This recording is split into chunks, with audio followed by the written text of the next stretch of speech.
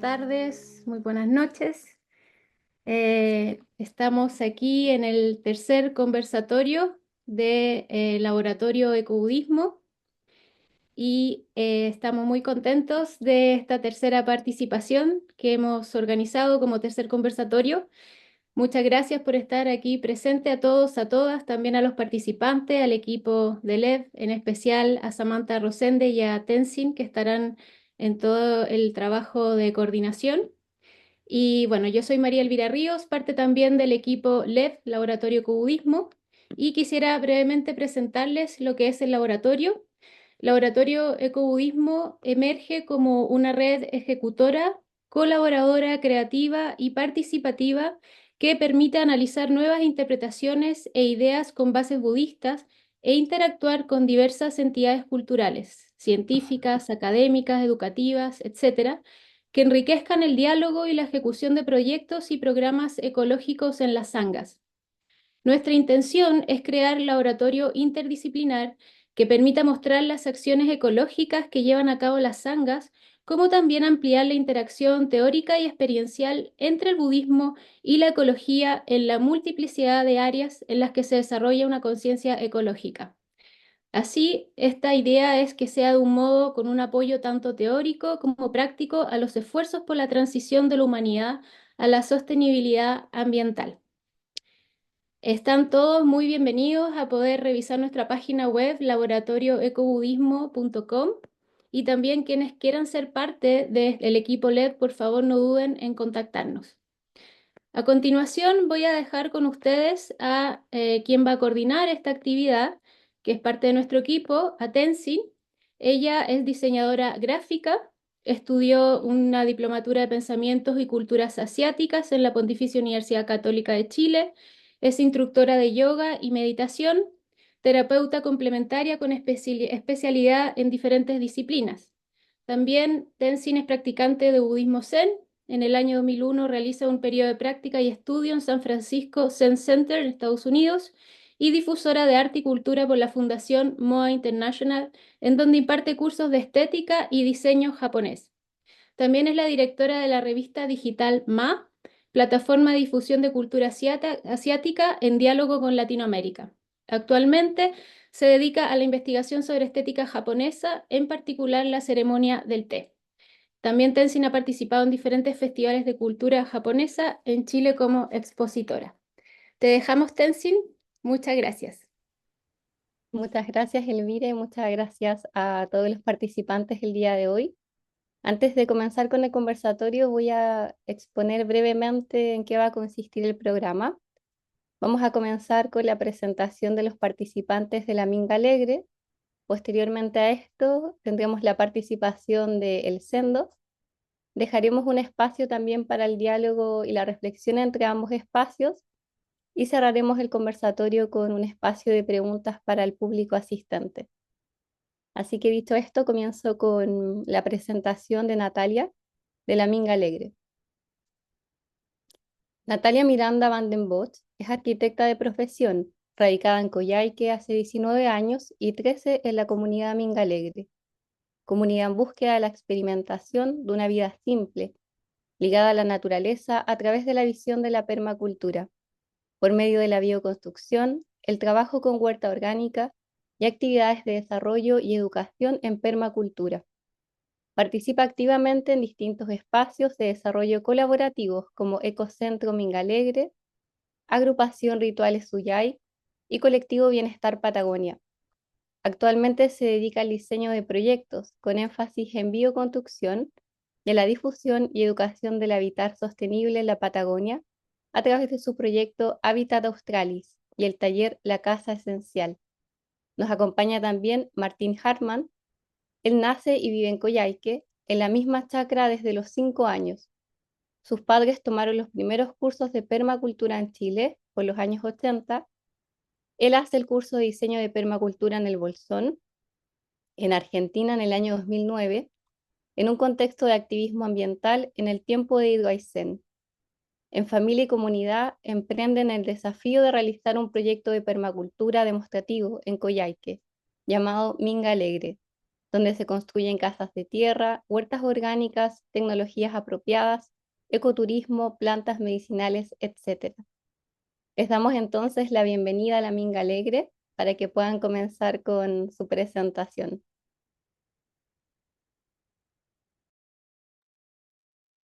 Hola, hola. Buenos días desde acá de Coyhaique, Patagonia chilena. Eh, eh, Partimos agradeciendo la invitación y les vamos a compartir una presentación de lo que es nuestro proyecto, que es la Minga Alegre. Y a ver si puedo acá. eh, Ahí está, compartir. Bueno, nuestro centro demostrativo de educación ambiental es un proyecto que nace el año 2008 eh, a través de la búsqueda de compartir experiencias en torno a la permacultura. Aquí a mi lado está Martín Hartmann, eh, con quien iniciamos este proyecto a través de esta búsqueda, como les decía, de querer habitar el territorio de una forma más holística, más amorosa, de vincularnos con el territorio y la naturaleza, buscando formas alternativas de las que nos ofrece el sistema. En un inicio, yo conocí la permacultura antes de venirme a vivir acá a la Patagonia y me pareció un sistema y una filosofía de vida que era acorde a lo que yo quería plasmar en mi vida. Y en ese entonces había muy poca información.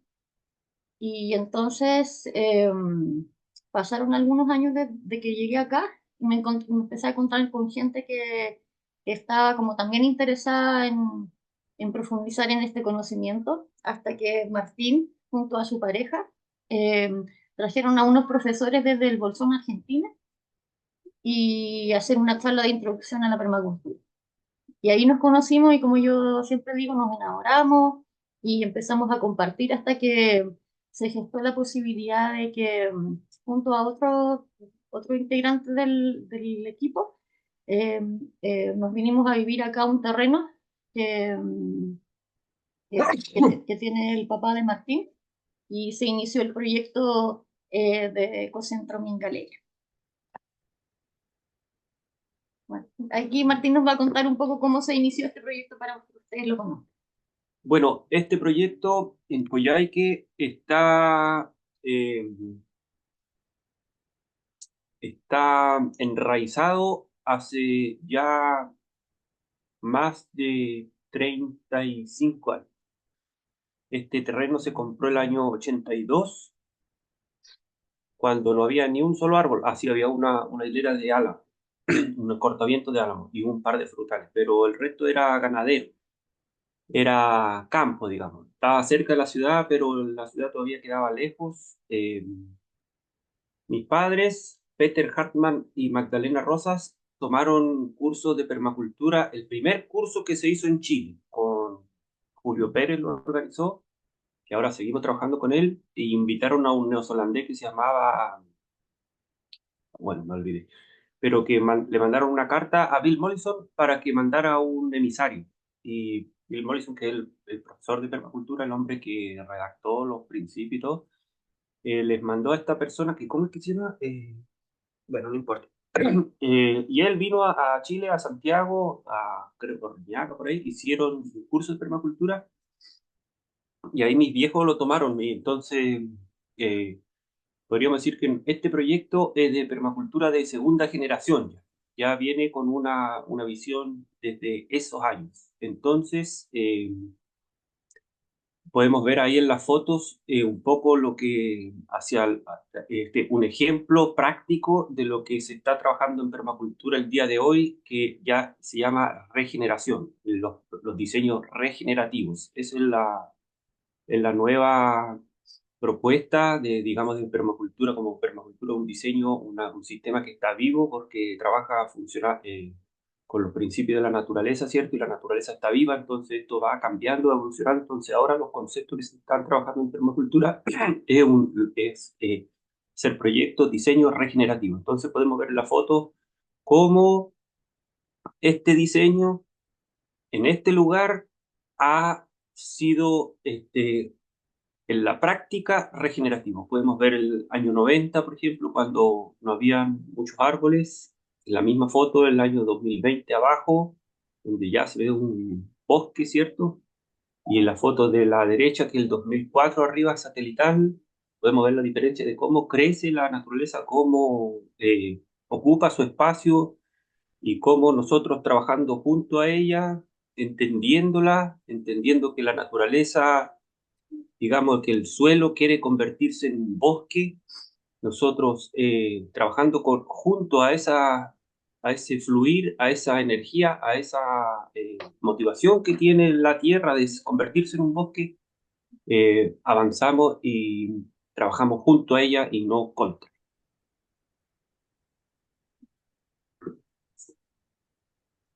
Bueno, este es el sistema organizativo de Minga Alegre que se hizo aquí en el año 2015. Hace, como les decía, iniciamos en el año 2008 y a lo largo de todos estos años hemos ido haciendo siempre este trabajo de ir pensando, reflexionando y proyectando cómo funcionamos como equipo. Y dentro de eso hay varios ámbitos que rodean a este equipo central.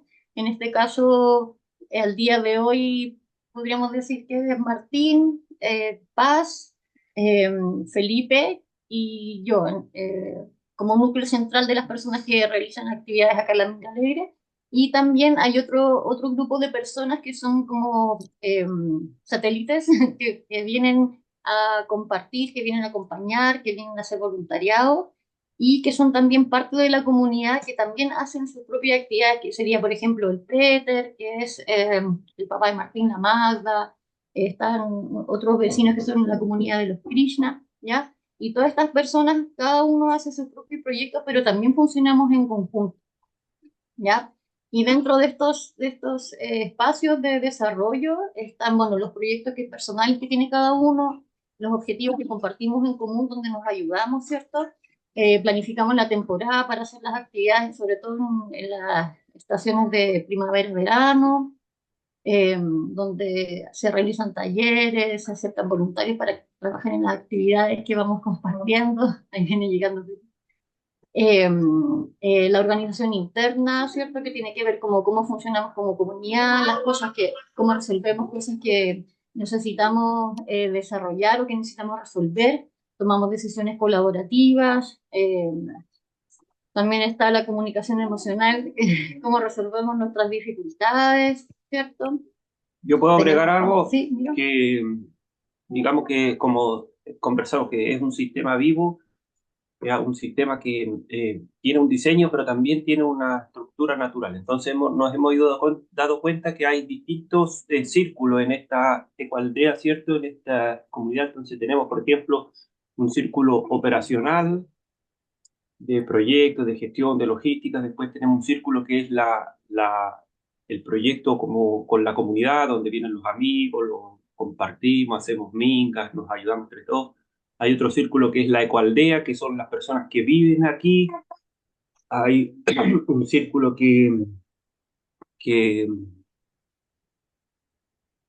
es el centro como demostrativo, que ya es enfocado en los visitantes. Entonces así nos damos cuenta que nos vamos organizando. Y después está lo otro que es el trabajo entre las personas, que a veces es más difícil que el trabajo con plantas, con animales, con piedras, con palos, el trabajo con las personas. Bueno, vamos a seguir avanzando en nuestra presentación. Aquí tenemos una pincelada más o menos de algunas de los afiches que hemos ido haciendo a lo largo del tiempo, que tiene que ver con las actividades que hacemos. Y aquí está más o menos uno de los programas que se hacen acá, que en específico está la huerta, el compostaje, la bioconstrucción, terminaciones naturales de barro, plantas medicinales que se trabajan. cosmética natural, hay visitas guiadas, los chicos han hecho un proyecto de bosque escuela, charlas, exposiciones y trabajo en redes. Sí, pues para nosotros una de las pilares filosóficos de este proyecto, como estamos en ese tema conversando, es, digamos, la ecología, ¿cierto? Entonces nosotros nos importa, nos interesa difundir el, el habitar, como decía Natalia, sustentable, armónico con el entorno. Nos interesa ser un lugar que demuestre que es posible vivir en armonía con la tierra y que esta armonía es positiva para nosotros y para el entorno, que es abundante, que genera comida rica, plantas medicinales como en la foto, eh, energía, salud, etcétera. Entonces, por eso que nuestro proyecto es personal, es para nosotros, pero también nunca pierde de vista el hecho de que es un proyecto político, de que quiere difundir la permacultura, la ecología, como un sistema viable de habitar este planeta, porque observamos el contexto actual, ¿cierto? Donde ya sabemos.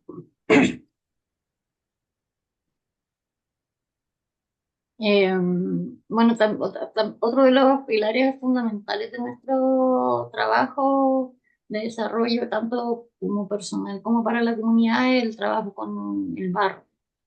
Eh, la mayoría de nuestras construcciones de casas, talleres, lo que sea, acá en La Minga es de barro. Nuestra propuesta hacia la comunidad ha sido invitar a desarrollar estas iniciativas. Si bien hay harta gente que está interesada, la gente siempre tiene como temores a trabajar con barro porque se ha desprestigiado mucho a lo largo del tiempo.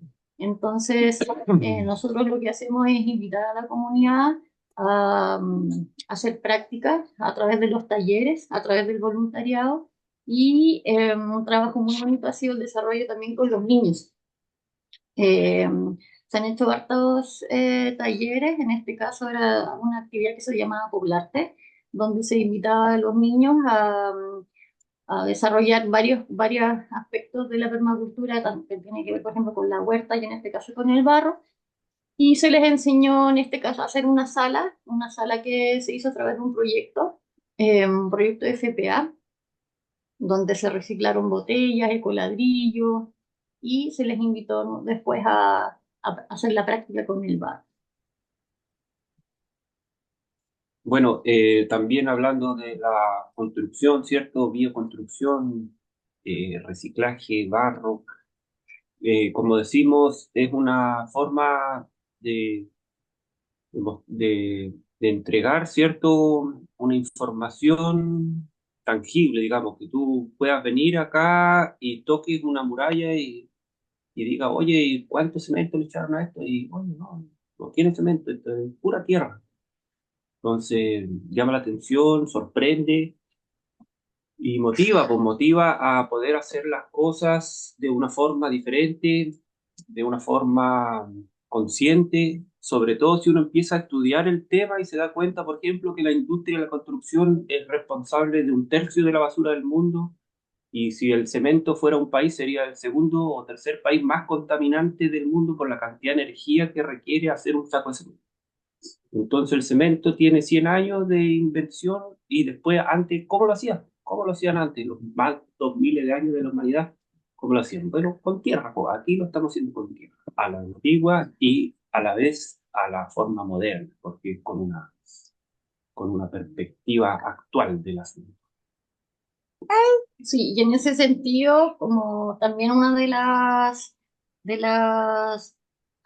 los aspectos que nos ha tocado transitar es como este ensamble que se está haciendo hoy, que tiene que ver como con la construcción, yo le llamo convencional, y la bioconstrucción. En este caso, por ejemplo, la foto que estamos viendo, igual por más que sea bioconstrucción, igual requerimos del sistema convencional, en el sentido que hay planchas policarbonato, de fibra de vidrio, hay ventana, hay vidrio, hay PVC. Entonces, hoy en día lo que nosotros tenemos que tratar de hacer y lo que nosotros compartimos a la comunidad es justamente tratar de hacer este ensamblaje con un diseño aplicado, con un diseño eficiente y como siendo súper precisos en dónde se ocupan los materiales, siendo súper estratégicos en cómo los ocupamos para que ocupemos lo mínimo de lo convencional y lo máximo de los materiales naturales. Bueno, también para nosotros ha sido un tema la educación de nuestros hijos, ¿cierto? Porque ya vimos que ya estuvimos, yo por lo menos ya estuve en el liceo, ya tuve que usar uniforme, tuve que eh, tener una autoridad y un inspector que me molestaba por las zapatillas, por no sé qué, por esto, otro.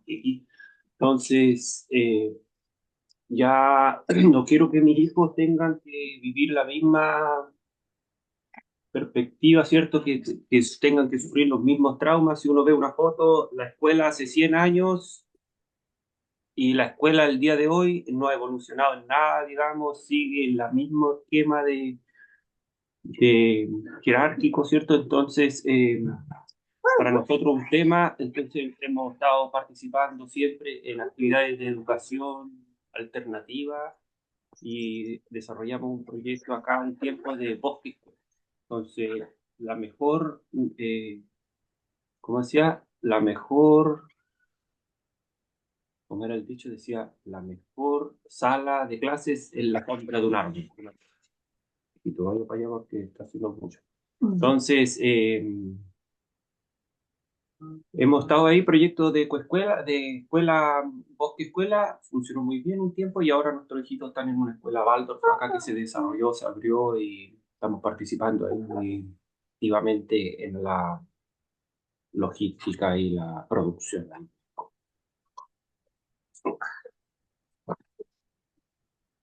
También tenemos varias áreas en Minga Alegre, por ejemplo, área de construcción, área de huerta, área de educación, y también tenemos un área de turismo. Yo soy guía de montaña, guía de turismo, entonces mi proyecto de título fue camping, ecocamping.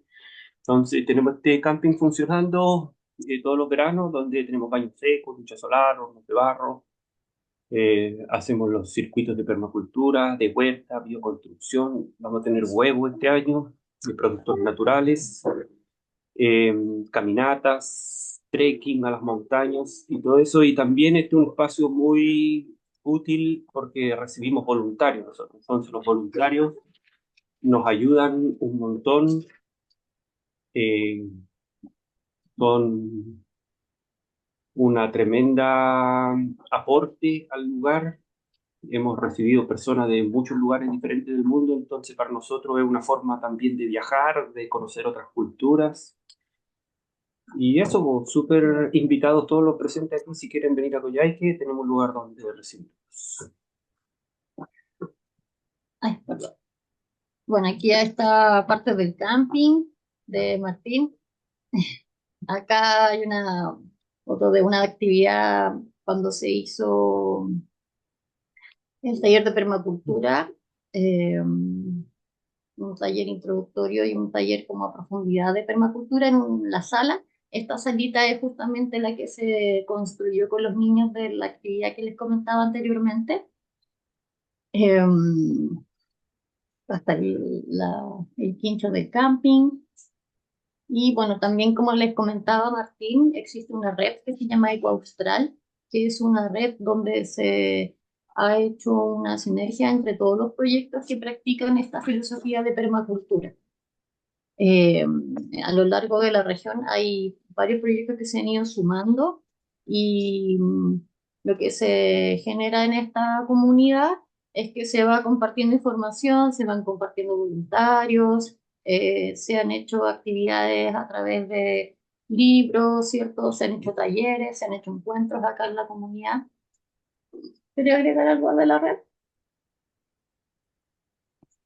O sea, no es una cosa, digamos, son diseños, yo insisto en la concepto de que son diseños vivos.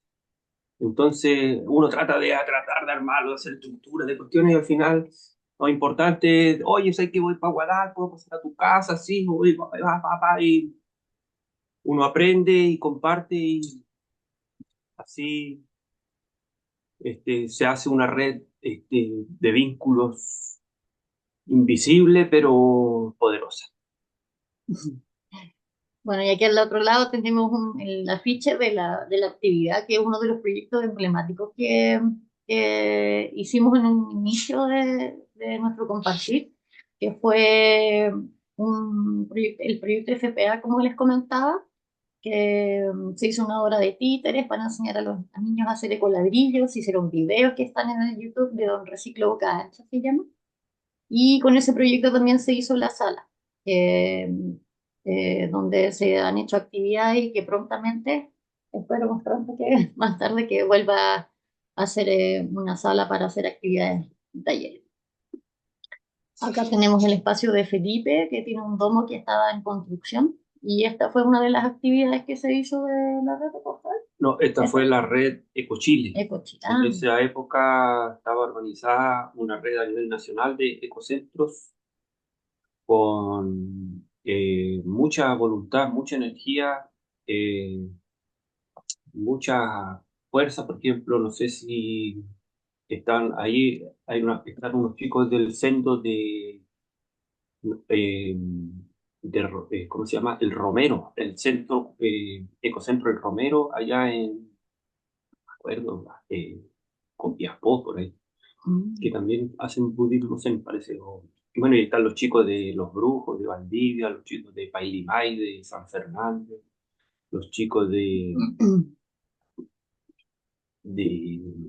bueno, un montón de centros ecológicos, centros de permacultura, y nosotros somos parte de esa red. Bueno, la red está un poco flaqueando por último.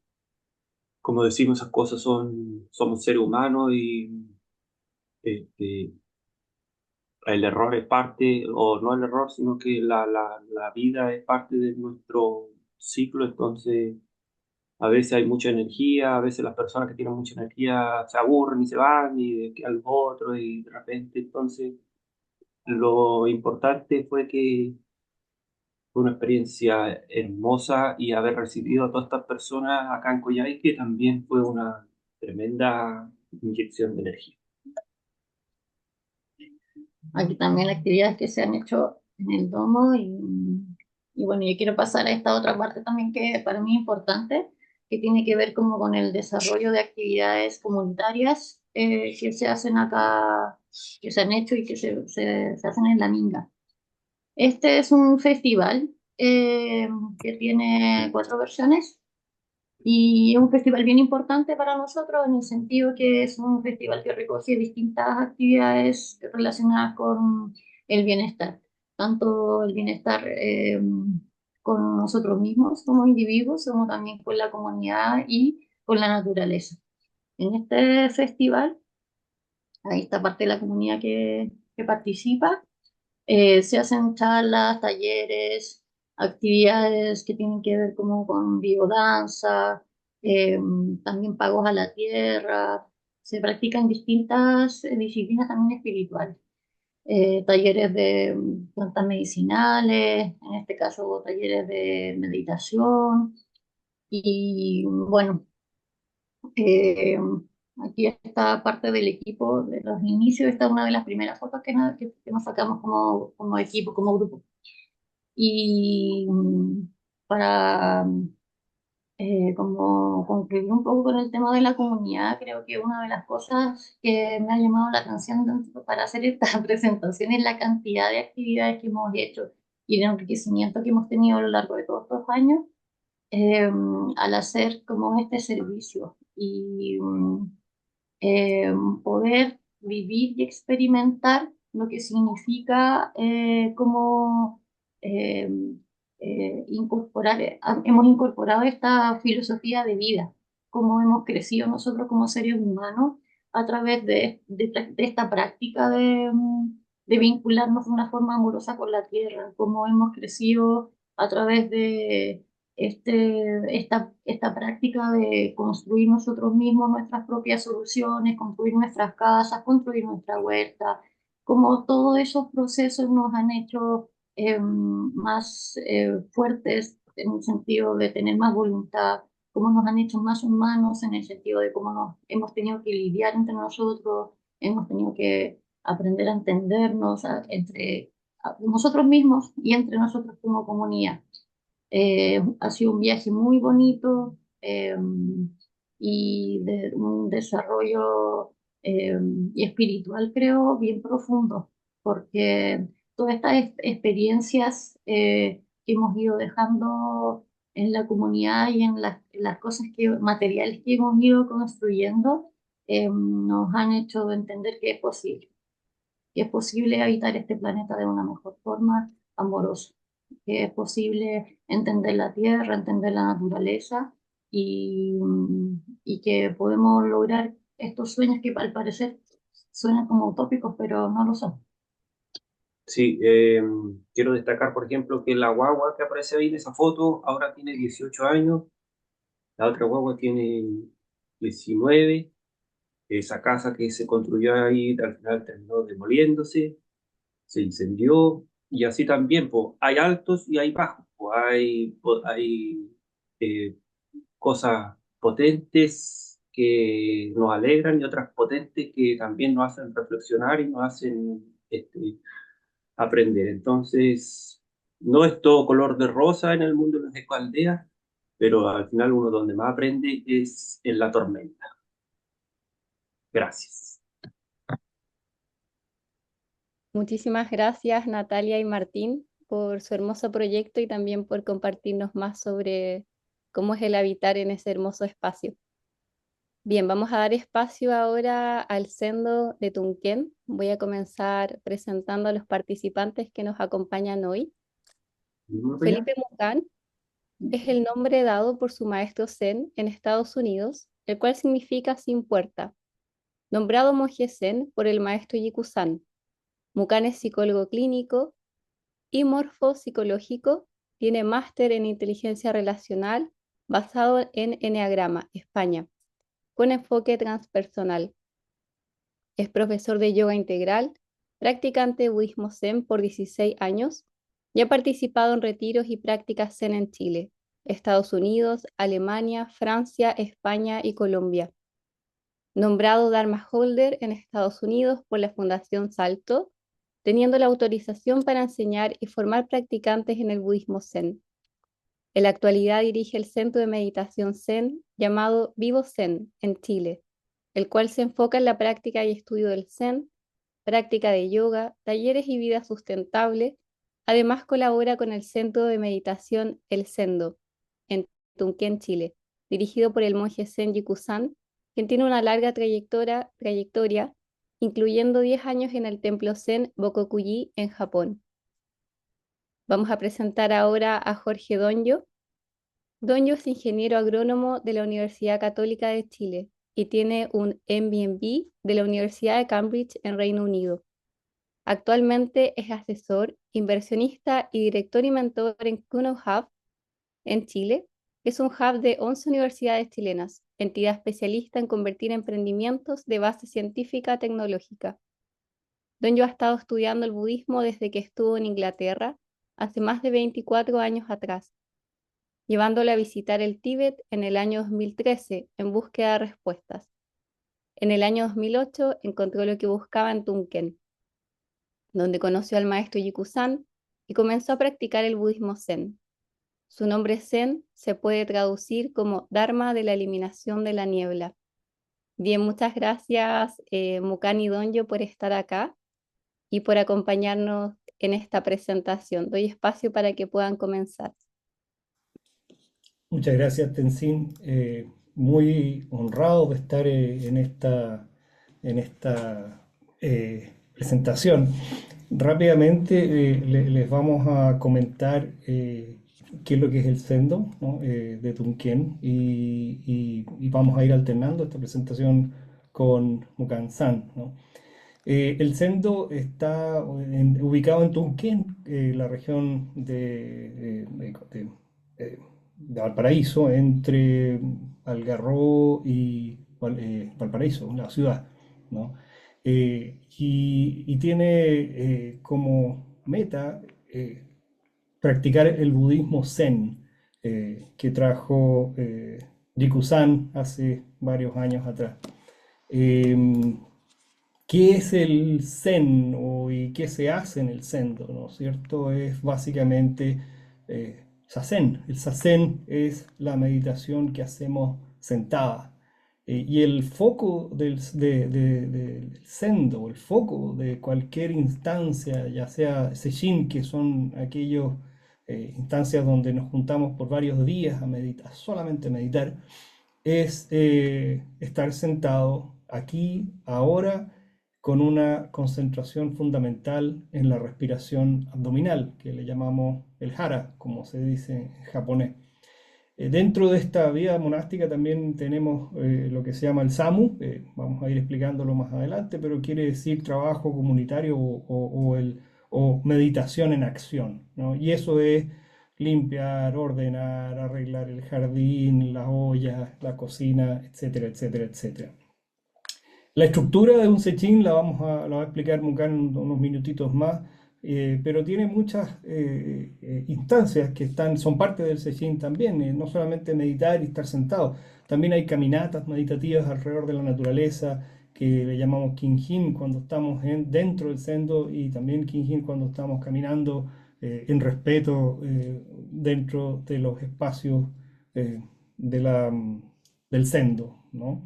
Y lo fundamental aquí es el silencio, es estar aquí ahora sin meter ruido, solamente concentrándonos en la respiración abdominal. Y ahí la vida comunitaria es fundamental, porque nos tenemos que enfocar en no meter ruido para nosotros y para los demás, vestir ropas que no metan ruido, que no sean plásticas, ojalá de algodón, ¿no? De manera de no distraer a nuestro vecino. Jikusan es nuestro maestro, ¿no? Es aquel que trajo la enseñanza desde Japón. Aquí lo vemos junto con el maestro del Roshi, su gran maestro, a quien le debemos el legado de lo que hemos aprendido. Jikusan, de profesión ingeniero comercial de la Universidad Católica, con muchos viajes por el mundo, fotógrafo. En una de esas se vio involucrado sacándole fotos a una famosa marca de tarjetas de crédito en Japón, en un templo, y fue a sacar fotos por 10 días al templo Bukokuji, donde encontró a su maestro, y se terminó quedando 10 años. Y esto lo agradecemos todos aquellos a quienes hemos conocido. Jikusan, pues no solamente es un gran hombre, una gran persona, un excelente maestro y un ejemplo de vida, ¿no? Mukan.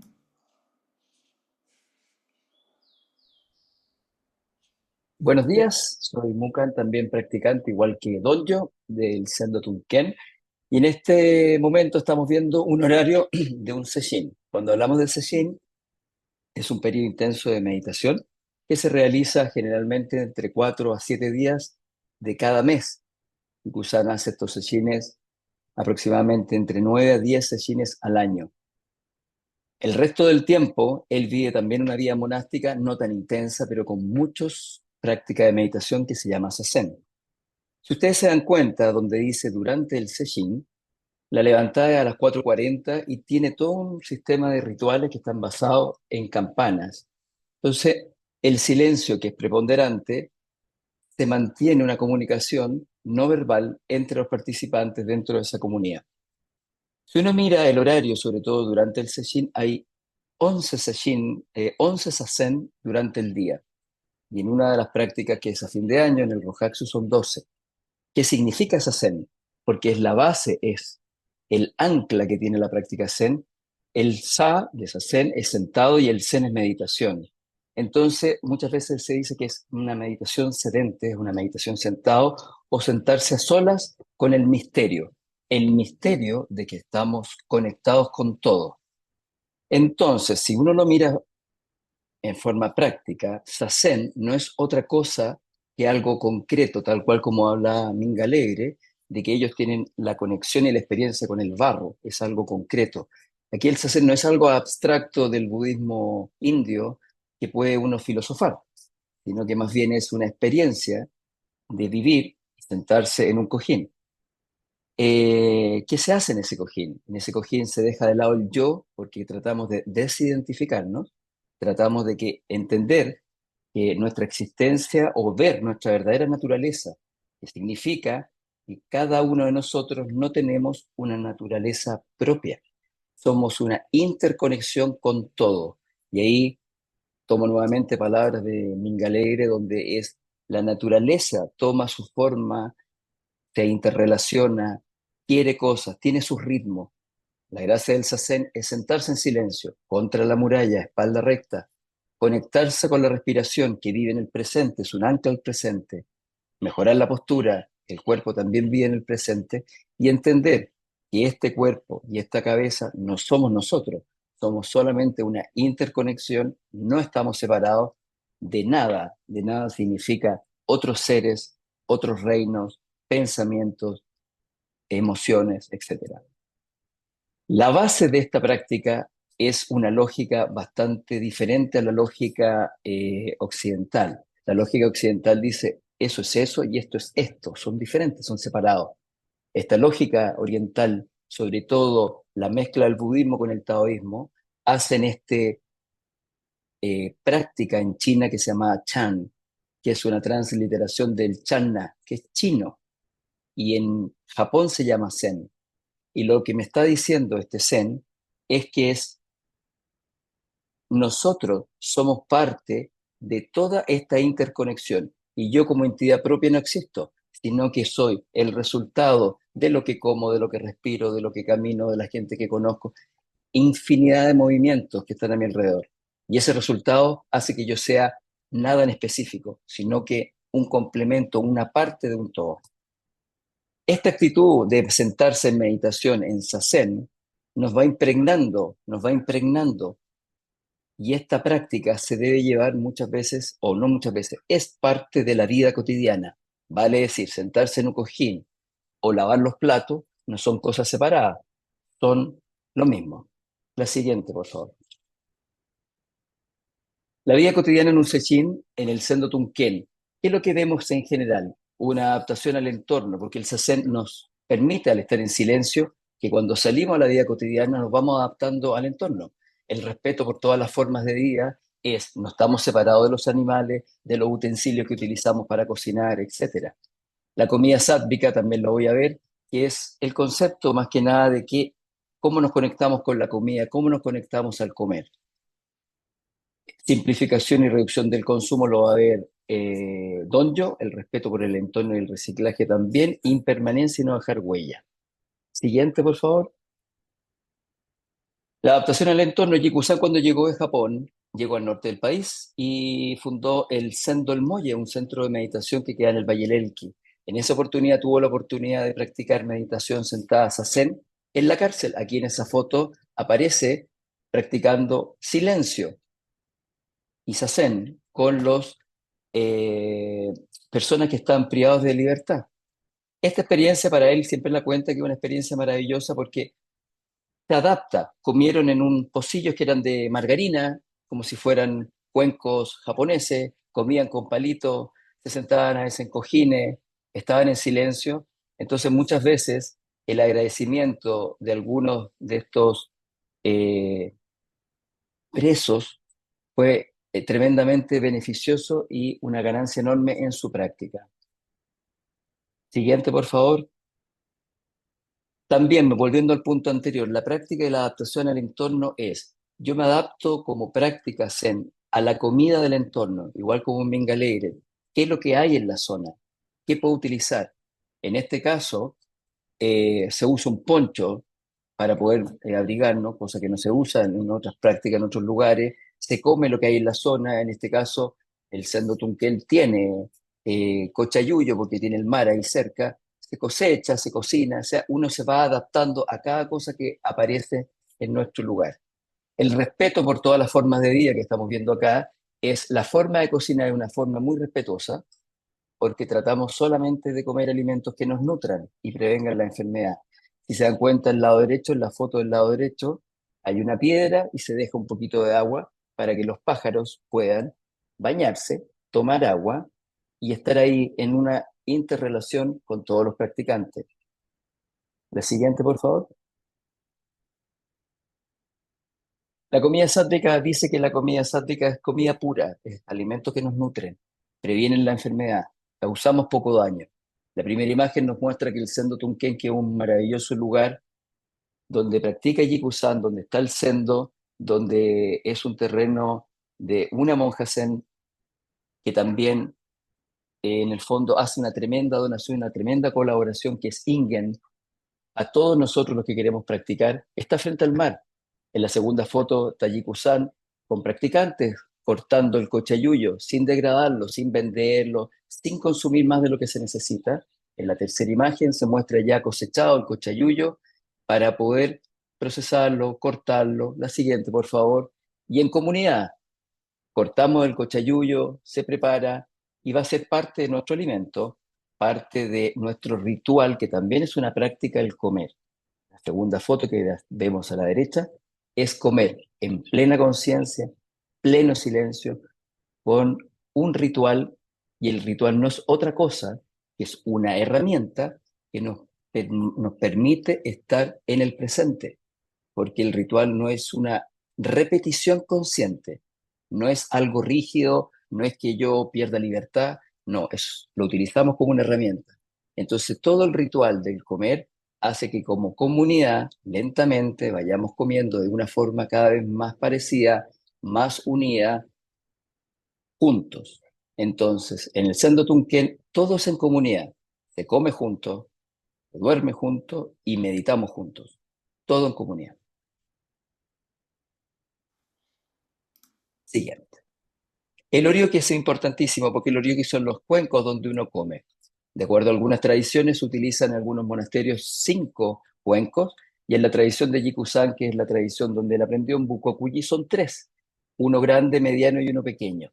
Esa forma de orioki es llamada orioki porque significa cantidad justa, vale decir, no se sobrecarga, no comemos por el sabor, no se come para estar hasta arriba de comida, sino que se come en la medida justa, y los oriokis tienen las medidas justas. Esas medidas justas del orioki representa nuestro interior, nuestro estómago. ¿Qué quiere decir esto? El primer orioki, el más grande, es un 50% de algo sólido, que generalmente es arroz integral con alguna legumbre. El segundo orioki, el segundo cuenco, es un 25% de líquido, que generalmente es miso, sopa de miso con verduras. Y el tercero o pequeño orioki es vacío. Vale decir, si yo transformo eso en mi estómago, la gracia es tener y comer de mi capacidad estomacal un 50% de sólido, un 25% de líquido y dejar un espacio vacío. En Japón esto se llama hara hashibu, que es dejar un espacio. A la derecha se ve a una persona con el orioki porque es sagrada la comida, que sabemos al momento de levantarla todo el proceso que tiene para que la comida esté en nuestro cuenco. Desde que se originó en la tierra, se regó, se plantó, se cosechó, se produjo, se vendió, llegó acá, se cocinó. Vale decir, la interconexión que tenemos con la comida es ese ritual. Y recordar que somos agradecidos de lo que está en ese lugar, porque depende de un proceso enorme y de muchas personas que permitieron que esa comida esté en ese orioki. Siguiente. Pero no todo es rigurosidad japonesa, ¿no? También hay una instancia que inauguró Jikusan, es que después de cada uno de los sechines o de los weekends zen que se practican, disfrutamos un rico té chai. El té lo aprendió a preparar Jikusan en la India, con cardamomo, con té de muy buena calidad, unas hojas preciosas, jengibre, leche y chancaca. Es súper simple, digamos, pero esto es una práctica que hacemos en comunidad acá, en Chile, que yo creo que se distingue de cualquier parte de los otros sendos a nivel mundial, donde cada uno trae, ahí podemos ver que hay cúgenes, pasteles, galletas, hay todo tipo de productos o regalos que traemos como comunidad. Y además a veces, como si mal no recuerdo fue en esta práctica, ahí vemos arroz con leche que prepara Jiku-san en algunas festividades particulares de la tradición budista Zen a nivel mundial, ¿no? Y acá pusimos un kanji. Kanji son letras en japonés, ¿no? Que está escrito en un libro del maestro de Jiku-san que dice Kono Ochi Yosh, que quiere decir esta vida es buena y hay que disfrutarla en comunidad, con respeto, en la naturaleza y todos en conjunto, ¿no? Eh, Parte fundamental de la vida en el Sendo es la simplificación y la reducción del consumo, ¿no? ¿Y por qué? Porque hay algo que se conoce en Chile como el minimalismo, o que es algo, una parte fundamental de la vida japonesa, sobre todo la vida Zen, que es simplificación, simplemente reducir las posesiones materiales para enfocarse en lo esencial, ¿no? Que es el aquí, el ahora, lo que estamos viviendo, eliminar las distracciones, las prácticas innecesarias que nos lleven a una vida más plena y más significativa, ¿no es cierto? Al reducir el consumo, si ven acá, el Sendo básicamente tiene luz solar, no tenemos electricidad, básicamente porque está en un lugar bien alejado, que gracias a Dios no tiene mucha conexión con la vida. Hay bastante mala señal internet o 3G. Hay, pero no es el cañón que uno puede encontrar en Santiago de no sé cuántos megas, etcétera. Y la electricidad también es bastante simple porque no estamos conectados al interconectado central y por lo tanto tenemos que respetar la cantidad de electricidad que consumimos, respetar la cantidad de agua que consumimos porque es agua de pozo y es bombeada por los mismos paneles solares, por la misma electricidad que generamos y si consumimos de más se nos apaga la luz. Entonces, eso es fundamental para poder vivir la vida en Zen. Pero también tenemos un respeto por el entorno bien importante, ¿no? La basura que se genera o los desechos, si no los reciclamos, quedan ahí porque no pasa el camión de basura, como les decía, está bastante desconectado del resto de la civilización y tenemos que volver a las bases, volver a los principios fundamentales de respetar la naturaleza, de respetar el entorno, reducir los residuos a lo más posible, comernos todo lo que podamos, como Mukan mostraba cuando comemos con Orioki. No tenemos ningún lugar donde dejar basura, ni cáscaras, ni nada, por lo tanto todo tiene que estar, ojalá consumir lo que más se pueda y aquello que no podemos, tener un pocillito para ir dejando el cuesco de la ciruela o el palito que salió, qué sé yo. Porque esto cierra algo que es el ciclo fundamental de la vida, que la vida y la muerte es fundamental en la naturaleza. Comenzamos de una manera, terminamos de otra, digamos, enterrados. Y lo mismo ocurre con todos aquellos elementos que utilizamos. Aquí vemos como en la foto izquierda acá, vemos como Ingrid hizo un caminito para poder respetar las docas, el medio ambiente y no andar pisando las plantas cuando uno, sobre todo los vecinos, bajan a orillas del mar. Y eso es básicamente respeto por el medio ambiente. Otra parte fundamental de la enseñanza Zen que nos enseñó el maestro Dogen, o que viene de la India, etcétera, es el principio de la impermanencia, ¿no es cierto? Básicamente es un principio fundamental del Zen y es comprender que todo lo único constante es el cambio, que no hay nada fijo y nada es eterno. Por lo tanto, aquello que creemos que está fijo y que creemos que no va a cambiar es un error. Y aquí es donde empezamos a entender y aplicarlo en la vida cotidiana, que la impermanencia es fundamental entender para poder soltar aquellos apegos. Cuando uno se apega es porque cree que la cosa es eterna, es básica, es fundamental y ahí no cambia. Y al entender que todo cambia y que todo se esfuma, soltamos el apego, ¿no? Y soltamos aquello y aceptamos que hay cambio y lo aceptamos con mucha gracia y con mucho cariño y respeto, ¿no? Y esto es fundamental en la práctica espiritual del, del Zen. Hay una última tema que es no dejar huellas. Si quieres, Mukan, lo comentas tú rápidamente. Claro, el no dejar huella, toda la práctica que se hace en el Zen no se hace con un objetivo, porque si no pierde, pasa a ser un obstáculo tener un objetivo. Estas son análisis y reflexiones que se han hecho durante el tiempo, de acuerdo a todos los maestros y lo que nos enseña Jiku-san, que uno se va dando cuenta que va colaborando. Y el no dejar huella es uno de ellos. Cuando uno está sentado en Zazen, al término, uno restaura su cojín. Eso en un plano físico. Ese plano físico es maravilloso porque dejo el cojín tal cual como lo encontré, agradezco al cojín por permitirme estar sentado ahí y dejo listo el cojín para un otro que quizás quiera sentarse en ese cojín.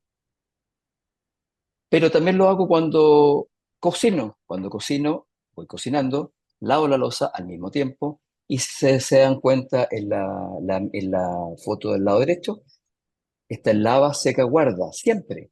Entonces estoy muy presente bajo este concepto de no dejar huella, es donde yo paso, dejo todo limpio, le permito al otro que esté limpio cuando llegue un baño, la cocina, es un respeto tremendo. Pero al mismo tiempo, si yo estoy sentado en Zazen, con mi cuerpo lo más erguido posible, atento a lo que va pasando con mis pensamientos, donde debo desarrollar esa habilidad de dejar pasar y no apegarme en ese pensamiento, porque si no pasa a ser un yo que está ahí meditando y eso es lo que yo no quiero. Quiero ver cómo pasan los pensamientos sin aferrarme. Es un nuevamente no dejar huellas.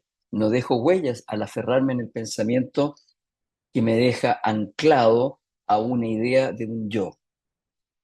Entonces queremos cerrar con Don Yo tratando de repetir una frase que muchas veces ha dicho Jiku-san, que es muy bonita, que dice, cuando uno no necesita nada, lo tiene todo. Así que muchas gracias por su atención y por escucharme. Muchas gracias, Mocan y Donyo, por esta interesante presentación que nos compartieron hoy. Ahora vamos a dar espacio al diálogo entre ambas comunidades. Solicitamos a Natalia y Martín que también puedan activar su cámara y su audio. Y me gustaría comenzar preguntando a ambos, ¿cómo creen ustedes que influye de cierta forma la vida en comunidad de forma positiva en sus vidas? No sé quién quiera comenzar compartiéndonos la respuesta.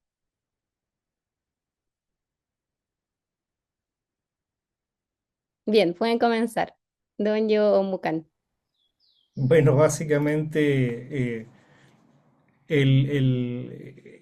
la práctica ha cambiado mi vida, digamos, ¿no? El hecho de poder estar centrado en el aquí y el ahora es algo que trato de llevar a diario en las labores, cuando hay que trabajar, cuando hay que hacer aseo, cuando hay que cocinar. A mí me gusta muchísimo cocinar, cocino en la casa, y todo lo que significa minimizar el residuo, minimizar el desperdicio, respetar el medio ambiente. Tengo un pequeño jardín con un limoncito que lo cuido como si fuera un hijo, digamos. Y todo eso son parte de las enseñanzas que hemos recibido del maestro de Jigu-san. Me gustaría agregar lo que dice Don Yo. Dentro del budismo, no el budismo sencillo, en el budismo hay tres joyas y una de ellas es la sangha. La sangha es la comunidad. Y la sangha no se ven grandes cosas, sino que se ven los detalles. Porque uno puede filosofar sobre la sangha, pero la sangha es la sutileza de estar en comunidad, lo que uno se comunica sin palabras. Si yo saco más ensalada de lo que corresponde, dejo al de al lado sin comer. Si yo hago ruido en el lugar de meditación que se llama sendo, interfiero en la vida del otro. Cualquier detalle, la comunidad es parte de mi familia y esa familia pasa a ser después una tremenda familia. Vale decir, ¿cómo influye en mi vida? Influye tremendamente, porque lo que pasa en la sanga es lo que me va a pasar en la vida cotidiana. Muchas veces me voy a tomar una decisión que puede afectar a un otro, pero antes no me daba cuenta. Pero en este lugar, bajo un silencio, es tan sutil darse cuenta de cada detalle que lo sutil pasa a ser importantísimo. Entonces, influye en cada momento de nuestras vidas, sin criticar, sin creer que somos especiales, sino que con humildad, sabiendo que es un camino y que ese camino debe ser cultivado y desarrollado.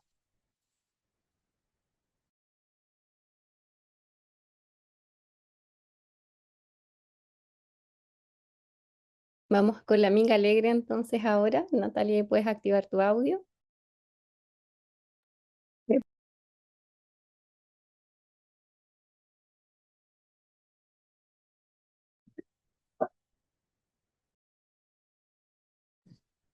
Ahí sí. Ahora sí. ¿Cuál era la pregunta, Tencent? Disculpa que no nos estamos pelando.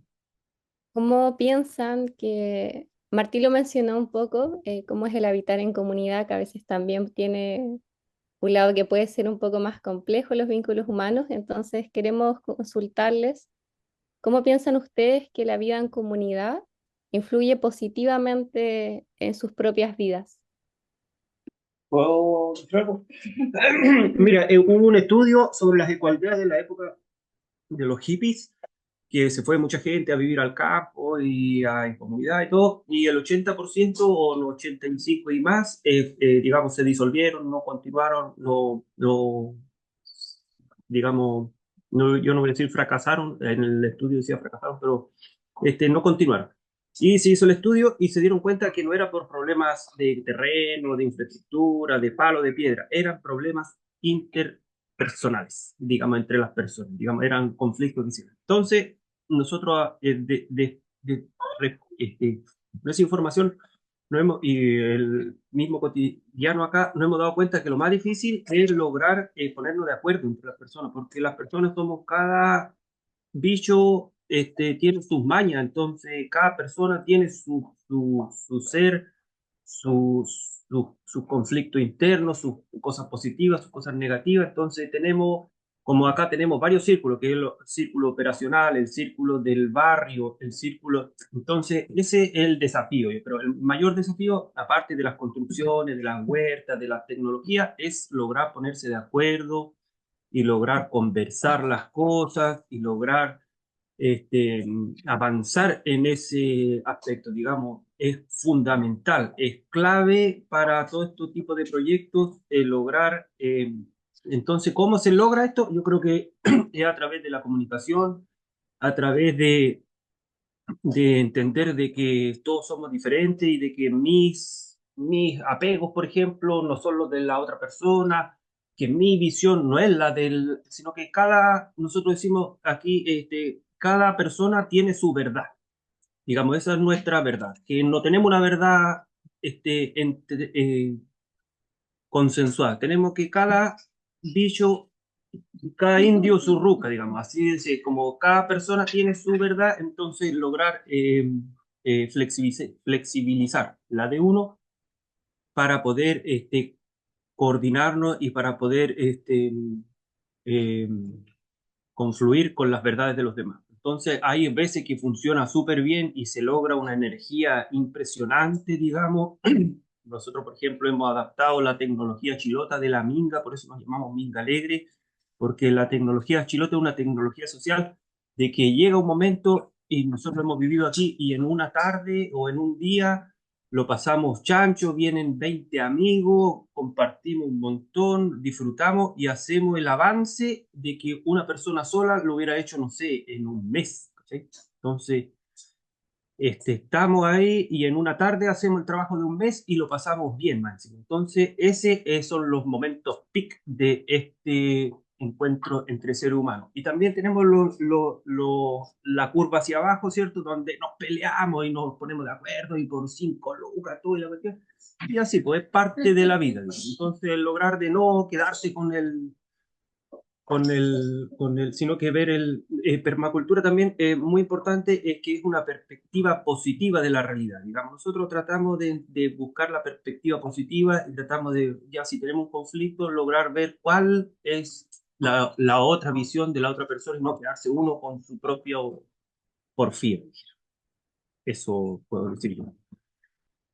Súper, muchas gracias. Me gustaría también preguntarles cuáles son las apreciaciones que pudieron observar en las presentaciones de cada espacio y también, por ejemplo, qué cosas observan o qué dinámicas o costumbres o prácticas les llaman la atención de un espacio al otro que crean que puedan aplicar en sus propios espacios.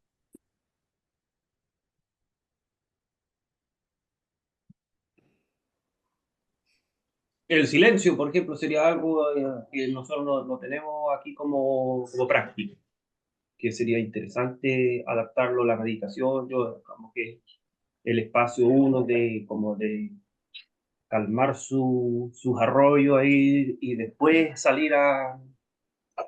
Ese es algo que no lo practicamos acá, que salir y a la vez el torbellino. Entonces, eso por mi parte.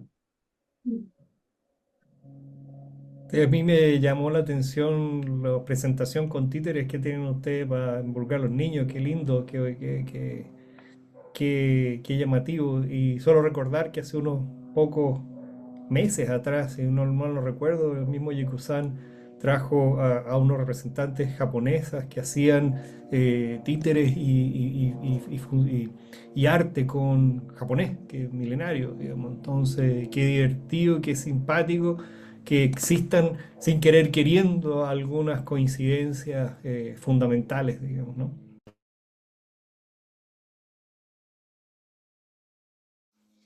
Sí, ¿Mugan? ahí aprovechando de que hablaron de la Ecualdea del Molle, eso justo lo hicimos con un amiguito que vivió allá, Michel Vidal.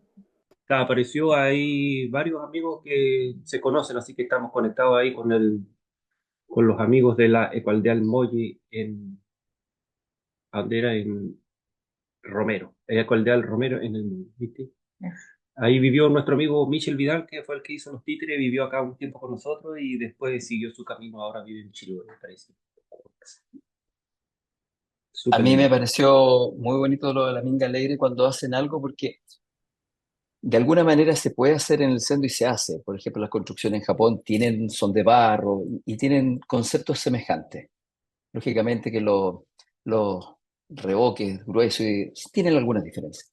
Pero el hecho de llamar a la comunidad a trabajar en algo en específico, todos, tiene un significado tremendo, que ese es como una donación. Entonces, en el centro también, el llevar algo a comer, o construir, o limpiar, porque uno va también en momentos que no son de ese cine, a colaborar. Entonces uno tiene que limpiar hasta las cosas más increíbles. Pero muchas veces es lo que puede hacer la permacultura, que a mí yo recuerdo haber conocido y haber visto algún taller de permacultura donde decía que el gran objetivo de la permacultura era estar en una hamaca viendo cómo la naturaleza va actuando en forma por sí sola. Entonces, esta plantita ayuda a la otra, los bichos, las cosas, y la gallina ayuda. Entonces, observancia de que la naturaleza tiene la sabiduría que también es parte de nosotros. Ahí está la interconexión. Entonces, si nosotros lo recordamos, que eso no es diferente a la diario vivir en Santiago, porque Santiago y Coyhaique son distintos, no es lo mismo. Lo que pasa es que uno es más lindo y otro es más feo. Ya le hice diferencia. Es lo mismo, porque la naturaleza me está enseñando que es todo igual, pero tengo que observar la naturaleza. Si estoy en Coyhaique es más fácil, porque tengo que meterme directamente. Entonces, yo creo que esa conexión que tiene la permacultura de sentarse y observar cómo la naturaleza actúa por sí sola, nosotros muchas veces de la nariz hacia afuera no tenemos injerencia. Nosotros nos debemos observar a cómo actúa la vida y nosotros movernos de acuerdo a los flujos de la vida, no interferir tanto mi opinión. Yo en la comunidad Minga Alegre, yo quiero que se construya así. Nuevamente, yo soy separado del resto y no estoy haciendo caso a lo que la naturaleza me está diciendo. Estamos interconectados. Entonces, eso me recuerda y me refuerza nuevamente que, visto de distintos planos, también somos observantes. La permacultura es observancia de la naturaleza verde. Nosotros somos observancia de lo que nos está pasando a nosotros, que no somos distintos a la naturaleza verde. Somos la misma esencia. Eso. Gracias, Mucan. Nati, ¿algo que quieras complementar? Sí, tu pregunta era en relación como a las cosas que se parecen y a las cosas que se pueden distinguir de los dos proyectos. Claro, y también, Y por ejemplo, ¿qué prácticas sienten que pueden aplicar en dicho espacio, como tomar algo positivo y tal vez replicarlo en el espacio en que ustedes habitan? sí, hay algo que me encanta de la práctica acá en la Minga que tiene que ver con el proyecto del Sendo, que tiene que ver como con el respeto. No tiene que ver cómo, es el respeto en sí. Ya que la práctica de ser autosostenibles, de construir y de crear los propios espacios, nace la autenticidad. Y la autenticidad es una de las formas más simples y extraordinarias, vamos a decirlo, que tiene el alma y el ser de expresarse en la vida. Y para lograr que cada uno de nosotros pueda hacer esa expresión auténtica, se necesita el respeto. Y nosotros lo podemos ver hoy en cada una de las expresiones en las cuales uno va haciendo al construir su espacio. Como yo me relaciono más con la construcción, me encanta ver cómo cada casa, cada espacio que es construido por cada uno de nosotros en su terreno, en su lugar, va mostrando cómo es cada uno, va mostrando cómo se relaciona uno con la materia, cómo se relaciona uno con los vínculos que va generando con la comunidad. Entonces, esa autenticidad nace del hacerse a uno mismo y hacer el lugar. Y en el tema del respeto, para que pueda surgir esa autenticidad, tiene que existir este respeto entre nosotros. Por ejemplo, como Martín decía, ya se hace una minga y nosotros cuando vamos a ayudar a otro, lo vamos a ayudar en cómo el otro quiere ser ayudado. Yo no voy a imponer una forma de cómo a mí se me ocurre ayudar al otro, en cómo él quiere hacer sus cosas. Nosotros vamos a hacer ese aporte, ese servicio en cómo el otro quiere hacerlo. Y esa sutileza es simple respeto, porque nos vamos a imponer, sino que nos vamos a apoyar de acuerdo a la autenticidad del otro.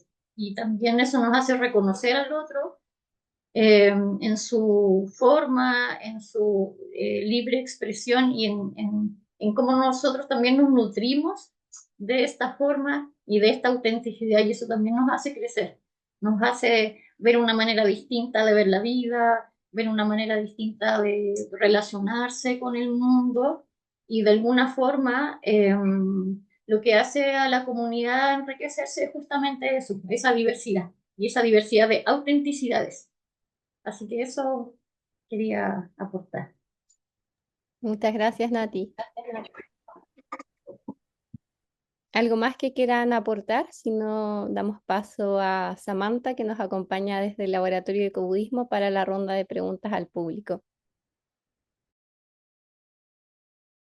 Yo quiero aportar una cosita chiquitita Dale. que ha sido como que respecto a lo mismo que estamos hablando, es de la, digamos, es la importancia de las estructuras invisibles en este tipo de proyectos. Entonces, las estructuras invisibles son, a lo que voy, es a la importancia que tienen los vínculos en este tipo de proyectos. Digamos, la importancia de que, o sea, hay una persona y hay otra persona, pero si ya esas dos personas tienen un vínculo, ya no son dos, ahora son tres, porque está el vínculo. Entonces, a eso quiero ir yo, a esa reflexión, que es la que he tenido últimamente, de qué importante que son los vínculos y qué importante es el diseño de los vínculos y qué valor tienen los vínculos, qué energía que hay ahí en esos vínculos. Entonces, teniendo lindos vínculos, este, teniendo unas lindas redes de apoyo, teniendo unas lindas interconexiones ahí entre nosotros y con nuestra comunidad y ahora con una comunidad más grande como la que estamos viviendo en este momento. Qué lindo y qué importancia y qué energía que hay ahí y qué nutrientes nos brindan para poder seguir. Eso. Muchas gracias, Martín. Bien, entonces ahora vamos a dar paso a la ronda de preguntas. Presento a Samantha, puedes activar tu cámara y micrófono.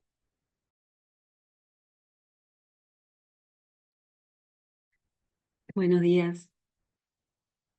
Bueno, buenos días a todos y todas y gracias Natalia, Martín, Donjo, Mucan, qué lindo poder dialogar. Em, Pueden escribir las preguntas y las voy a leer o simplemente prenden la cámara y las hacen. Ahí estaba José, que tenía ganas de hacer una pregunta para Donjo y Mucan. Sí. Sí, muchas gracias. Gracias por las presentaciones. Yo escribí la pregunta, pero igual si no la vieron en el chat la voy a leer brevemente. También, obviamente, si los amigos de la Minga quieren comentar, también interesante lo que puedan decir. Esta pregunta es sobre sostenibilidad y política. Hay una organización institucional de una de las principales ramas del Zen, que es Soto Zen, que está en Japón. Esta organización se llama Sotoshu, y esta organización hace un tiempo, hace creo que un año, quizás 2 años, se adscribió oficialmente a los 17 Objetivos de Desarrollo Sostenible de la ONU. Incluso puso el logo de esta campaña en su página web. ¿Están de acuerdo con que el Zen, está la pregunta, están de acuerdo con que el Zen o sus sanghas individualmente adquieran esos compromisos políticos, por mucho que, y esta es como otra pregunta quizá, o un complemento, por mucho que uno acepte que esos objetivos de la ONU van en pro de la ecología, ¿no sería mejor separar aguas y que la práctica Zen no se meta en política, o por lo menos en ese ámbito? Esa es la pregunta, si no se entiende puedo aclarar un poco más. Muchas gracias. No, perfecto, José, muchas gracias. Me gustaría ver si puedo responder eso. Efectivamente, yo he estado estudiando por otros proyectos las iniciativas ONU que me parecen lógicas, son bastante buenas. No le veo ningún inconveniente a que Satoshi haya adquirido, se haya adscrito a ella. Sin embargo, creo que hay que irse a las bases del Soto Zen, digamos, ¿no? Y esto a las enseñanzas de Donjo, perdón, de Muy bien. de los inicios del año 1200, de Dogen, perdón, de Dogen-san, a principios de 1200. Y cualquier cosa que nos haga eh, entrar en situación de apego tal vez no es tan conveniente. Entonces, apegarse a la política A, a la política B, o lo que dijo Juan, o lo que dijo Pedro, tal vez puede ir un poquito en contra de la práctica. Si no van en contra de la práctica, no veo ningún problema, pero yo creo que hay que tratar de seguir las enseñanzas de Dogen-san de hace, qué sé yo, 800 años atrás. Y por supuesto que, como te digo, todas las enseñanzas y los requerimientos de las Naciones Unidas son fundamentales, y ya las hacemos sin querer queriendo. Respetamos el océano, respetamos la ecología, respetamos a la comunidad. Yo no veo que ataquemos ninguno de esos puntos, pero como te digo, cualquier cosa que implique apego puede que no sea tan favorable. No sé qué opinas tú, Muka. Yo no somos las personas que podemos hablar del Zen, no somos los representantes oficiales. Lo que sí puedo recordar que el Zen no tiene dogma, se debe, no se debe, se tiene, no se tiene, porque todo es relativo, entonces puede ser de una manera u otra manera. Si la Sotoshu, que es una organización tremenda en Japón, lo considera, no sé, mi opinión es que, bueno, ¿qué puedo hacer yo? Si yo puedo hacer una contribución a las Naciones Unidas es con una práctica más seria y más profunda, porque eso sí yo puedo hacer. El resto no lo sé. Como se dice muchas veces, yo no puedo cambiar el mundo, pero puedo cambiar el ojo que ve el mundo. Entonces, para mí, el ojo que ve el mundo es practicar día a día. Cuesta, es lo más difícil que he hecho, porque creo que no soy un ser especial ni iluminado, entonces me cuesta un mundo tener que realizar una práctica, pero esa práctica tiene un impacto, y ese impacto es lo que quizá en grandes rasgos dice las Naciones Unidas. Yo a mi medida y a mi forma, en una comunidad que me apoya, me sustenta bajo la guía de un profesor calificado, creo que hago la colaboración que yo puedo.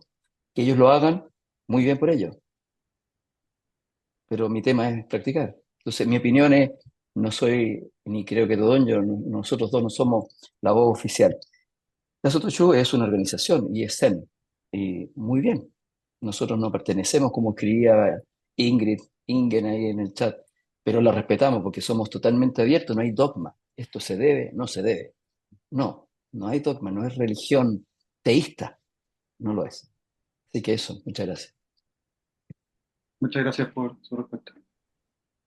Nati, Martín, ¿quieren aportar algo?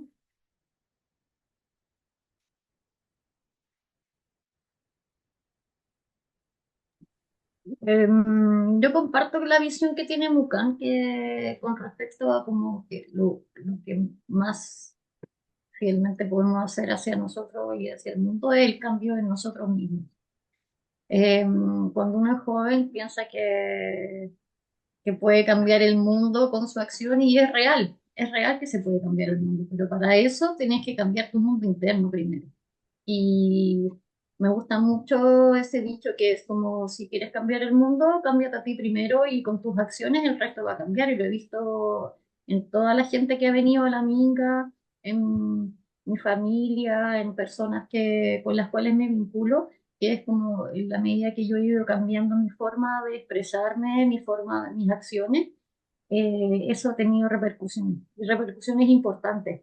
Eh, Sobre todo porque he visto que eh, la comunidad con la cual nosotros nos vinculamos es muy, muy, muy bonita. La gente en general es gente que está en un camino de desarrollo personal y espiritual, están con esta visión de también cambiar su mundo para cambiar el mundo más grande, por decirlo así.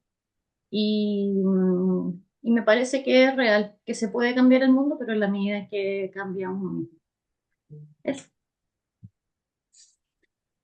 ¿Tú quieres agregar algo? Yo puedo, Gracias. quisiera Sí, agregar una reflexión que respecto como que al contexto actual, ¿cierto? Porque, digamos, el contexto actual es diferente al contexto que vivió Buda hace 1200 años, ¿cierto?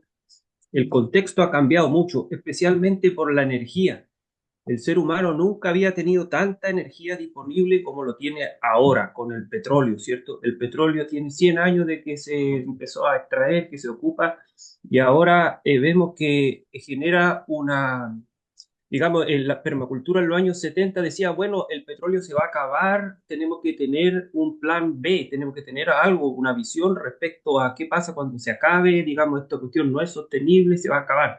Ahora se ve que hay tanta cantidad de petróleo, hay tremendas reservas de petróleo debajo tierra y se observa de que si se extrae todo ese petróleo, se ocupa todo ese petróleo lo ponemos en la atmósfera y se genera un cambio climático, digamos, un calentamiento global tremendo. Entonces, el que está poniendo los límites a esto es el clima, es la Tierra. Entonces, es el contexto actual. Entonces, por eso quiero felicitarlo a ustedes porque están haciendo ecobudismo, digamos, es un budismo, pero observado en el contexto actual, con la realidad actual y con los desafíos que tenemos ahora. Entonces,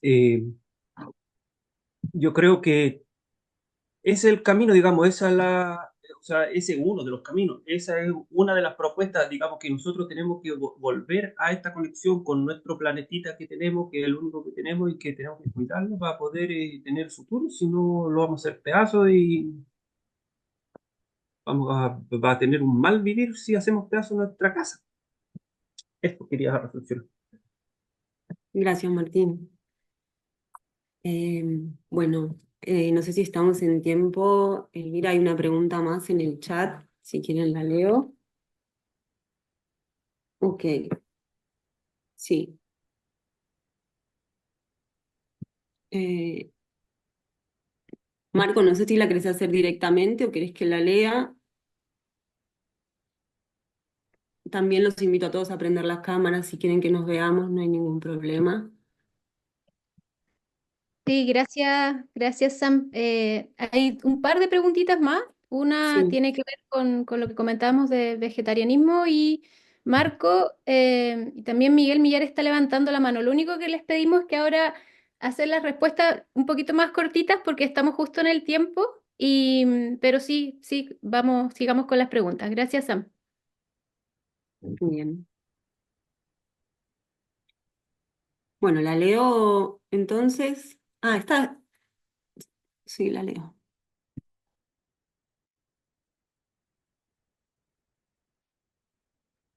Marco.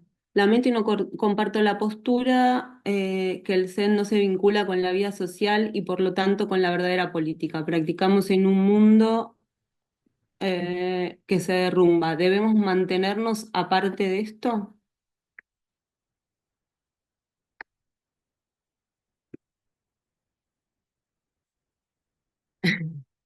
En contexto. Es necesario, las posturas de cada persona son totalmente libres y está muy bien que él no opine lo mismo, pero el ser no es intelectual. Nosotros somos parte del todo, somos parte de la comunidad. Nuestro aporte es muchas veces más invisible, muchas veces es la acción física inmediata, es mucho más visible. Esto es una práctica igual que la permacultura que trata de expandir una vida diferente, se enseña una vida diferente. Entonces entramos en un estado de calma cuando el agua no se mueve, se puede ver el fondo. Si se ve el fondo, se puede reflejar lo que está afuera. Entonces, eso es lo que se busca. Y eso es una mejora de la parte social, porque cada integrante que va practicando va de alguna manera impregnando lo que se hace en un cojín a la vida cotidiana y esa vida cotidiana al resto. Y el mundo que se va cayendo lo entendemos y que hay problemas, pero por supuesto, somos parte del todo, no estamos alejados. Una monjita católica que esté en un claustro y que ore por el mundo no hace nada. Yo creo que hace todo. Gracias, Mucan. Miguel, ¿quieres hacer tu pregunta? Y tenemos otra en el chat. Hola, ¿me escuchan? Sí. Ya, no puedo activar mi cámara porque vivo dentro de un bosque y la señal no me lo permite. Muchas gracias por todo lo que has compartido. Yo quisiera hacer la siguiente pregunta al Sendo. Yo pertenezco y soy fundador de un proyecto que se llama Rucamaya, que es de permacultura y bioconstrucción, similar a los que tienen los amigos de Coyhaique. Y les tengo la siguiente pregunta. Si bien hoy en día hay una gran boom, digamos, de todo lo que es el medio ambiente, pero bajo mi humilde punto de vista, el medio ambiente, o el concepto más bien dicho del medio ambiente, es distinto y es distante a las necesidades de la naturaleza, ¿ya? Por lo que les comento, porque es un concepto completamente creado. Entonces, me gustaría saber cuál es la relación concreta que ustedes tienen hoy en día con la naturaleza, más allá de sus prácticas, porque, por ejemplo, como lo comentaban los chicos de Coyhaique, la relación directa que ellos tienen y la que yo tengo también en este proyecto es, por ejemplo, el trabajo cotidiano con la tierra, el trabajo cotidiano con las plantas, con los árboles, con sus medicinas. Entonces, por ahí va un poco mi pregunta, ¿por qué? Hoy en día estamos en un contexto más allá de cambio climático, de ebullición climática. Entonces es muy importante que nuestra relación con la naturaleza sea mucho más concreta que la que hemos tenido ya en los últimos años, ¿ya? Y también observar y entender también que el concepto de medio ambiente es muy, pero muy distinto a lo que es la naturaleza. Eso quería consultarles.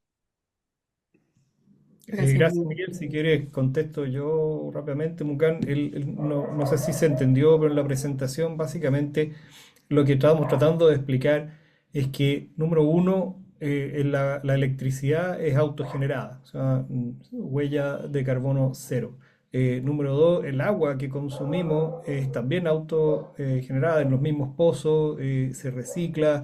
Nos preocupamos de que el desecho que llegue digamos, a las fosas comunes no tenga ni papel, ni partículas, ni cosas por el estilo. Hacemos reciclaje y compost, y todo el compostaje lo volvemos a reciclar, lo volvemos a tirar a la naturaleza. Y de hecho el sendo, que está ubicado en un condominio, llamémoslo ahí en Tunquén, es por lejos el que tú ves mayor cantidad de vegetación y pajaritos y animales, y se ven en las mañanas cuando vamos a las 4 a meditar con Mucán, se ven zorros, culpeos, pajaritos, todo. Así que el contacto que hay con la naturaleza, con el medio ambiente, creo que es absoluto, y la huella, tanto la huella de carbono como la huella de agua que emitimos, es, a mi humilde modo de ver, prácticamente nula. Gracias, don John. Hay una pregunta más. ¿Qué experiencia en lo concerniente al vegetarianismo para las dos partes?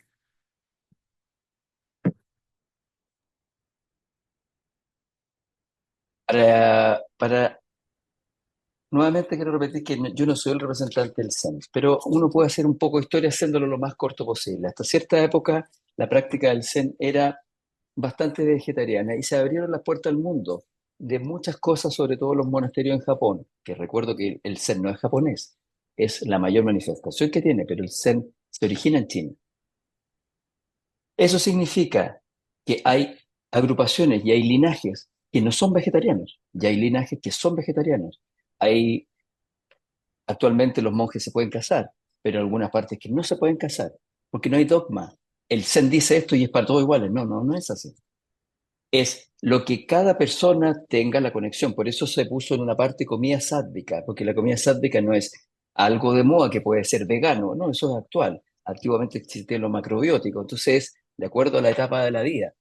El vegetarianismo muchas veces se puede relacionar con comida sádvica, porque es un respeto a la vida, pero no es una regla. Hay muchas veces un precepto que dice no matar, pero cuando uno dice no matar, ¿qué? ¿Pues ser humano? Muchas veces puede ser no matar ningún ser vivo, pero es algo más propio, es algo más personal, es lo que a cada persona le haga sentido, no es un dogma, no es una doctrina. En el Sendo Tunquén, específicamente en ese lugar, es vegetariano. Si alguien no es vegetariano, y nadie habla de vegetarianismo, no es tema, es comida sádvica, es lo que está en la zona. Se compran cositas, verduras de las cosas, la tierra, el señor de la esquina, se construye con maderas del frente, todo es de la zona. Se saca cochayuyo de la playa, etcétera. Si alguien no es vegetariano, pero está en un periodo de práctica, en ese momento va a comer la comida del sendo, lo que no significa que se imponga a lo que el sendo dice. No es así. Voy a hablar personalmente. Yo soy vegetariano por una convicción, porque para mí es importante, pero no significa que el resto tenga que hacerlo. No es tema, es un respeto. Eso es mi opinión. Gracias. Nati, Martín. A ver, sí, nosotros, eh, digamos, me encanta esa reflexión, que no somos un dogma, no somos una verdad, ¿cierto? Cada persona tiene su verdad, su viaje, su camino, su búsqueda. Y nos ha pasado, por ejemplo, respecto al vegetarianismo lo mismo, porque hemos tenido discusiones y no, que yo soy vegetariana y tú no, y tú entonces no sé qué, y no aquí que allá, y entonces por aquí. No, ya que entonces al final hemos decidido que cada uno tiene su verdad, y cuando nos vamos juntando, vamos cediendo y vamos tolerando y respetando. Esa creo que es la palabra principal, el respeto, porque entender de que cada uno está en su viaje y cada uno tiene que aprender las cosas que necesita aprender, la vida se va a encargar de enseñarle. Y eso, y respecto al vegetarianismo, por ejemplo, acá nosotros es un clima hostil, un clima frío, donde en invierno de varios meses con nieve, con hielo, entonces no hay verdura, pues. Pero sí hay animales, sí hay disponible grasa de los animales, y acá muchos yo nunca, o sea, mi papá es vegetariano, mi mamá era vegetariana cuando yo era chico, no me dieron carne hasta un momento en que una tía me puso grasita así en los labios de maldadosa. Y de ahí ya empecé a comer carne y he comido carne el resto de mi vida y muchos han llegado aquí siendo vegetarianos y se han ido aquí comiendo carne, porque, ¿cierto? Aquí tenemos un caso. Porque es, digamos, es como el contexto, no sé si quiere agregar. Sí, es verdad. Eh, el tema del vegetarianismo es relativo porque para ser vegetariano acá en la Patagonia es súper complejo porque no tenemos todas las fuentes vitamínicas disponibles en la tierra, sobre todo porque como tenemos tanto invierno no están. Entonces, el tema del consumo de animales ha sido una manera de equilibrar también nuestra dieta y ha sido fundamental, sobre todo para los meses de invierno. Entonces, como que uno también tiene que fluir con esa orgánica del cuerpo, la orgánica del lugar, para poder sostener el cuerpo, porque si no, no se puede. No, hay que ser coherente también con lo que está disponible en la naturaleza del lugar. Entonces, tampoco lo veo como algo malo porque también uno tiene que llegar a un equilibrio. Pues no se trata de comer todos los días carne, sino que tener una dieta equilibrada. Eso creo Y sí, que es pues fundamental. tiene que ver con la filosofía del respeto, ¿cierto? Del respeto a la vida, pero también hay que entender que la vida no está separada de la muerte, digamos, la muerte y la vida es una sola, digamos, se necesita, en el compost lo vemos, necesitamos que los alimentos se descompongan ahí, los restos vegetales se descompongan ahí para poder alimentar otras plantas, entonces es parte del mismo ciclo. Entonces, entendiendo eso, por lo menos personalmente, no me genera conflicto comer animales. De hecho, he tenido gallos aquí, por ejemplo, y salen pollitos y salen 5 gallos y se pelean entre todos y tienen el desastre ahí con la gallina. Entonces me toca a mí ser un poco el permacultor de la cosa y va a ser la sopa de gallo.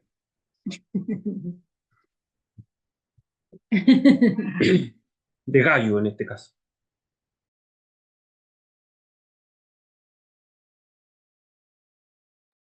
Sam está Bueno, ahí. gracias. Sí, estaba muteada, perdón. Eh, no sé si sentiste bien la respuesta o querés ver, Edu, de reformularla o alguien más tiene alguna pregunta.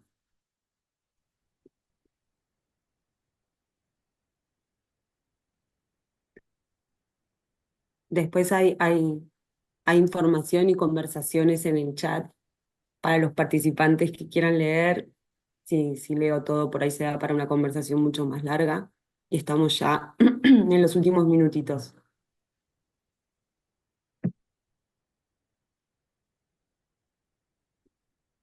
¿Todo bien? ¿Sí? Bueno, si les parece, entonces, bueno, primero yo quisiera agradecer a nombre del equipo LEV. También se nos incorporó otro miembro del equipo LEV, Eduardo Freire, que nos está acompañando ahora desde Hong Kong. Y muchas gracias por las preguntas, por todo lo que están comentando. Sí, comentarles que nosotros vamos a hacer una invitación a los participantes. Ojalá que podamos hacer un podcast también de este tema, porque siempre pasa con los conversatorios que salen más cosas, ¿no? Y reflexiones, ideas. Quedamos un poquito con ganas de seguir conversando, obviamente por cuestiones de tiempo también de cada uno y cada una. Hay que también adecuarse al horario que teníamos, pero quería agradecerles a todos, a todas. Muchas gracias, Tenzin, también por la coordinación, a Sam, bueno, obviamente a Martín, a Nati de la Ecoaldea, también a Mucan y a Donjo de Tunquén, ambos espacios maravillosos también. Tunquén es de hecho una reserva natural, es muy cerquita del mar, o sea, en la costa directamente. Coyhaique es un lugar de montaña donde están la ecoaldea Minga Alegre, entonces también eso hace de hablar de un espacio geográficamente hablando muy especial dentro de Chile y creo que nos han dejado varias creo yo, cuestiones, ideas a reflexionar, que bueno, yo tenía un montón también de preguntas, pero lo vamos a dejar hasta acá. Y simplemente agradecer a todos y a todas, invitados también, por favor, no dejen de seguirnos al Laboratorio Ecobudismo LED por Instagram. También tenemos la página web de laboratorioecobudismo.com y vamos a continuar con estos conversatorios. Esto va a quedar grabado también, así que bueno, vamos a seguir con nuestras actividades. Muchas gracias a todos y a todas, muchas gracias. Martín, ¿querías decir algo? Sí, quería hacer el espacio publicitario que tenemos un curso de permacultura ahora desde noviembre a diciembre. Hay un 80% online y 5 días prácticos en Curarrehue, en un lugar que se llama Puam Eco Lodge. Así que bienvenido, va a ser un curso súper interesante donde hay 5 monitores certificados de permacultura, el profesor histórico acá, Julio Pérez, que tiene más de 40 años en permacultura, así que a todo el que le interese el diseño de permacultura, diseñar espacios sostenibles, sustentables, ecológicos, están bienvenidos. Disculpen la...